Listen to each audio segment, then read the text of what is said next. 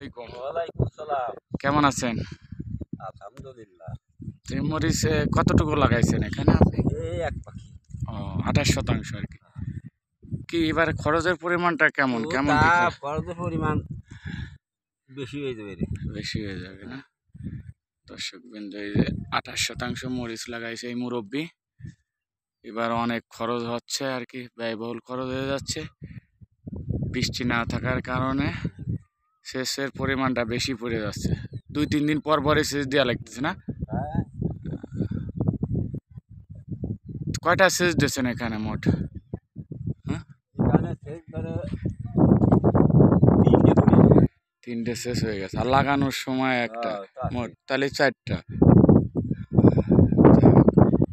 দেখেন, তাও মরিচের গ্রোথটা খারাপ নাই।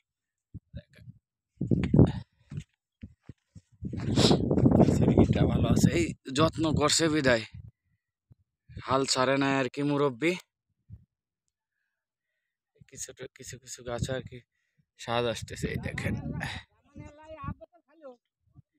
স্বাদ আসছে, এই দেখেন।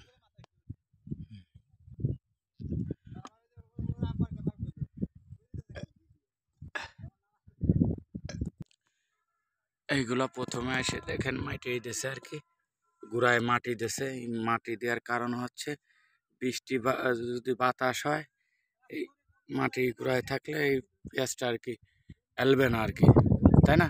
হ্যাঁ, হ্যাঁ। এই কারণে আর কি এটা মাটি দেওয়া বলে না? হ্যাঁ, হ্যাঁ, মাটি দেয়া বলে।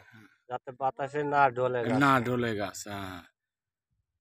অনেক পরিশ্রম মরিচ চাষে। এটা তো কি মরিচ জাত? জিয়া মরিচ না? জিয়া মরিচ, জিয়া মরিচ। জিয়া মরিচ কালোটা। হ্যাঁ, হ্যাঁ। যাক দর্শক বন্ধু, এই জাতটা হচ্ছে জিয়া মরিচ কালোটা, দেখেন।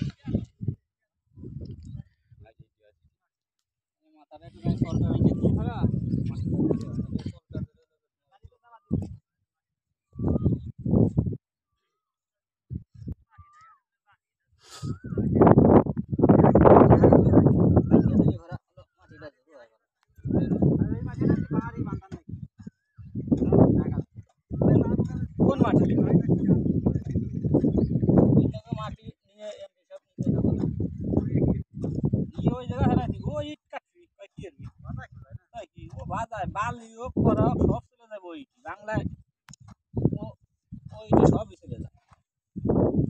ও মাটি ও মাটি বাজায় ফেলতেছে না।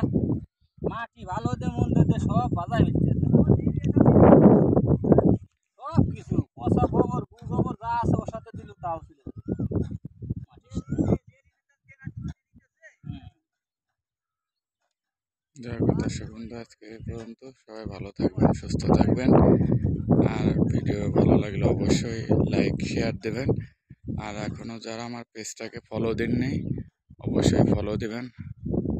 আজকে এই পর্যন্ত সমাপ্ত করছি। আল্লাহ হাফেজ।